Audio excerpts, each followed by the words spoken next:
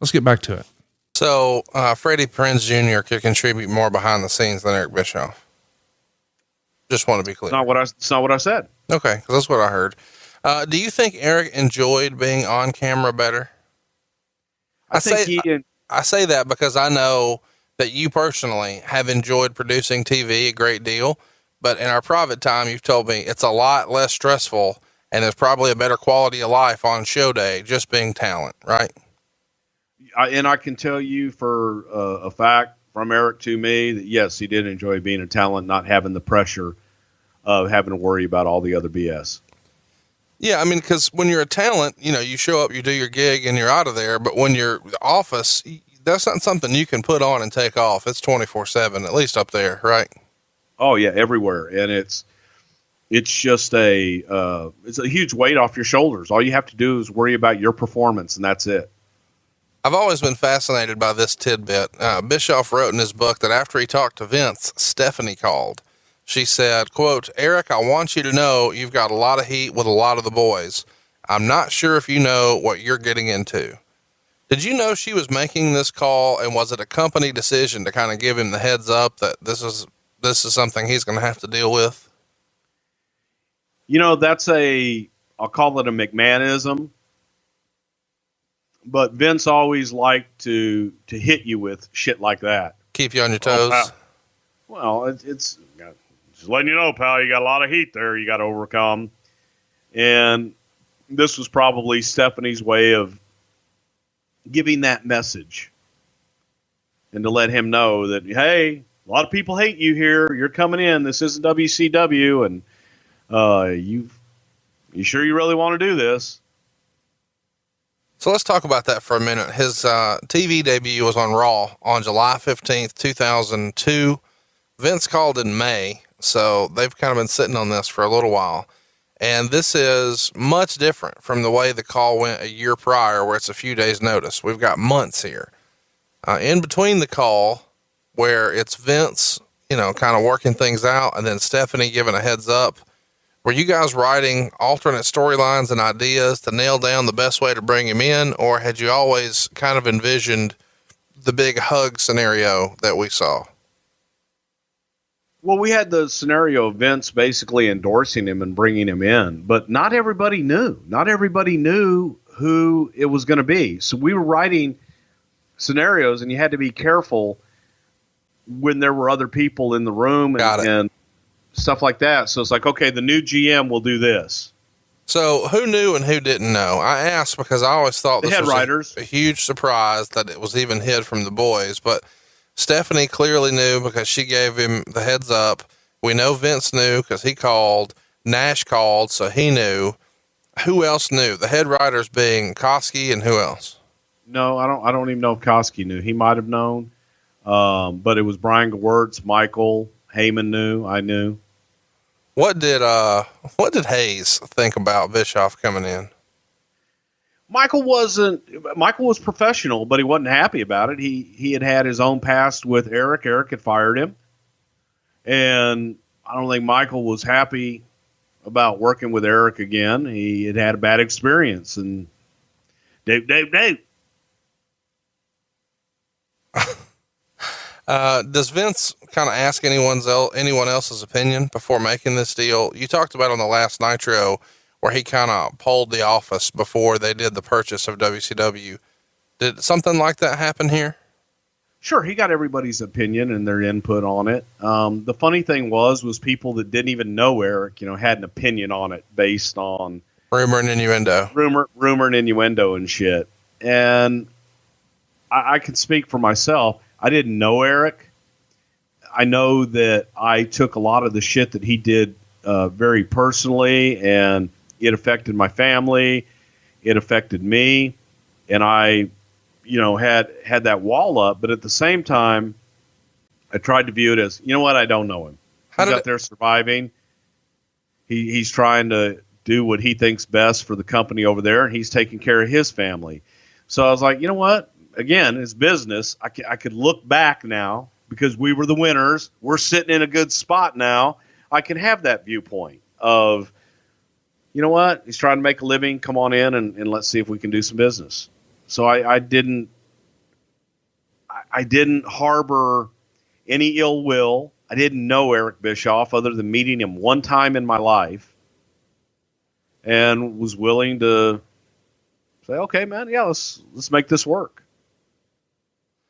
Do you remember anybody else being against it besides Michael Hayes?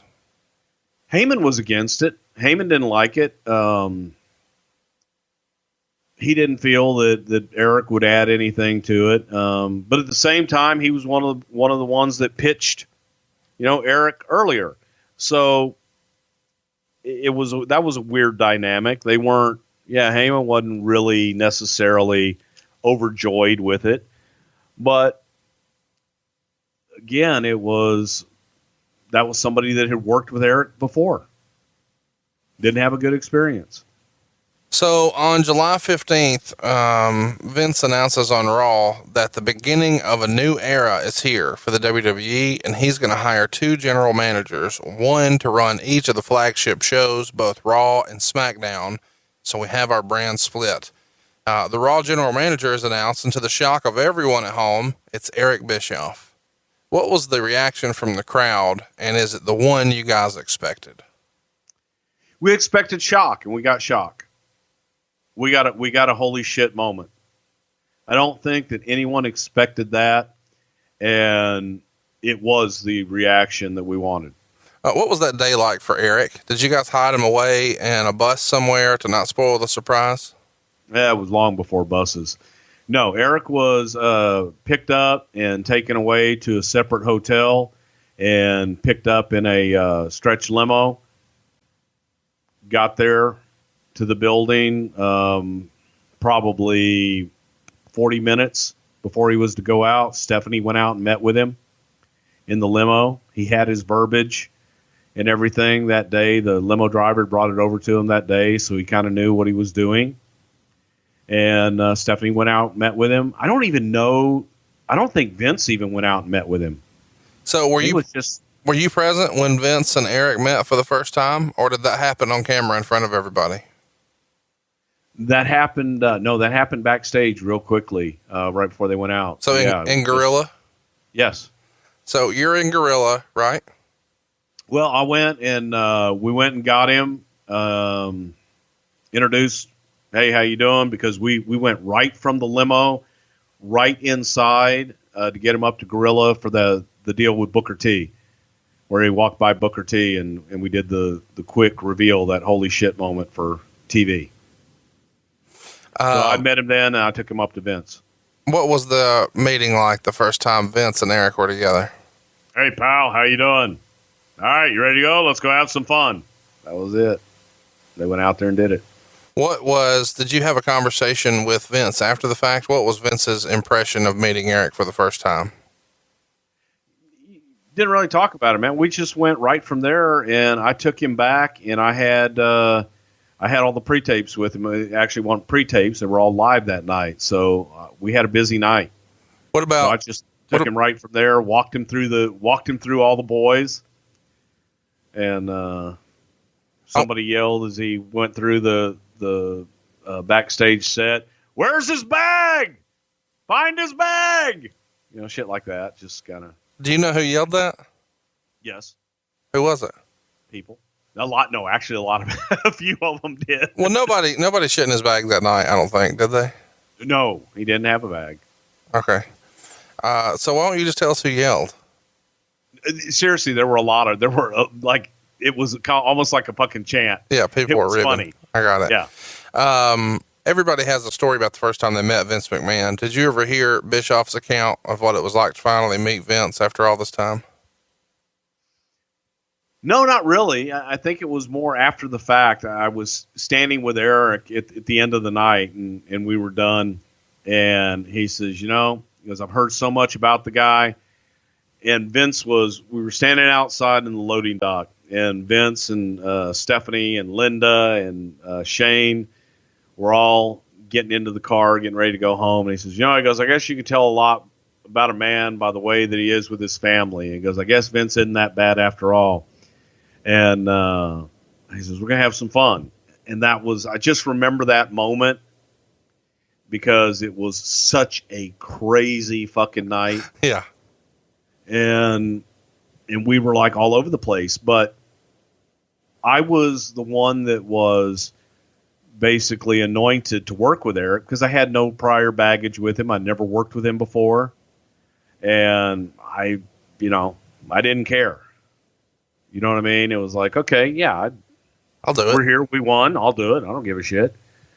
And, well, what was your impression of Eric after everything you had heard? How did he compare to what you had heard about Eric Bischoff? He was obviously on his best behavior. He was nice as could be and very professional and did everything we asked him to do. Nailed it all. It was all live. We didn't have a whole lot of time to rehearse or go over shit.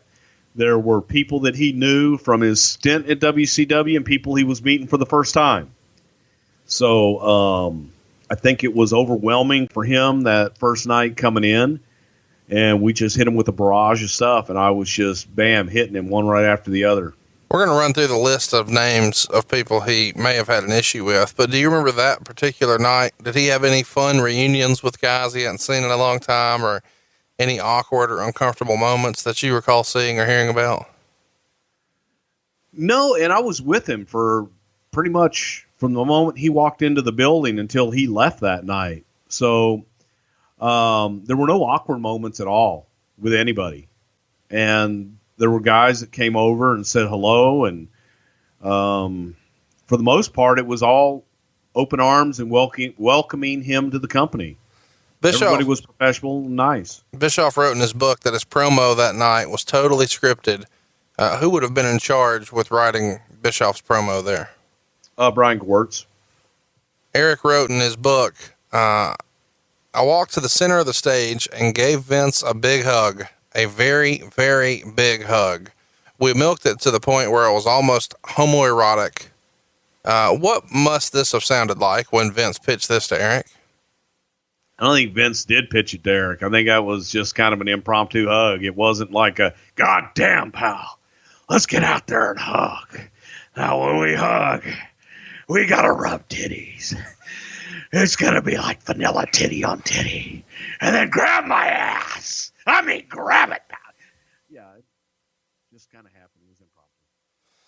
So the next night, Stephanie is announced as the new GM of SmackDown, and it's official. The brands are split. Bruce, was the goal here to try to simulate the Monday Night Wars a little bit with McMahon running one show and Bischoff running the other?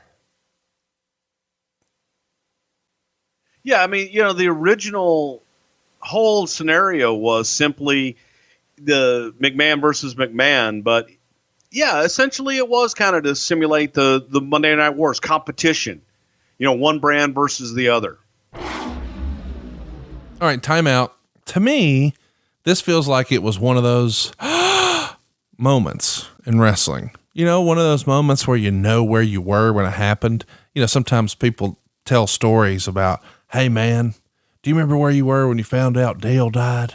Or, hey, what were you doing when the Challenger shuttle blew up? Or, where were you when the towers fell, when you found out? So there's all these like major moments in history through our lifetimes, right? And you want to know, where were you? Well, sort of the wrestling equivalent of that is these major moments. Like, how did you find out that Eric was showing up on Raw?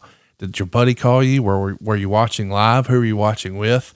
It was one of those, you'll never see that coming type moments, or at least it was for me. I never thought I'd see that. And I think it's probably got to be in my wrestling fandom. I don't know if it's top 5. And I know that's the joke here on Something to Wrestle. Oh, top 5, definitely top 5. But maybe top 10 for sure. Yeah. Top 10 for sure for me. Most shocking moments, seeing Eric show up on Raw. What would you even compare it to? I mean, it's got to be near the top of the list for me. It might even be top 5, which I hate saying because I know that's a Bruce cliche. Where do you rank Eric showing up on Monday Night Raw? Tweet us at Prichard Show.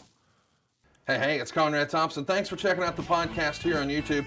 Be sure to hit the subscribe button and the notifications bell so you get a notice anytime we upload some new content. And go save yourself some money right now. If you're in a 30-year loan or you have credit card debt, it's not a matter of if I can save you money. It's a matter of how much. Find out right now for free at SaveWithConrad.com.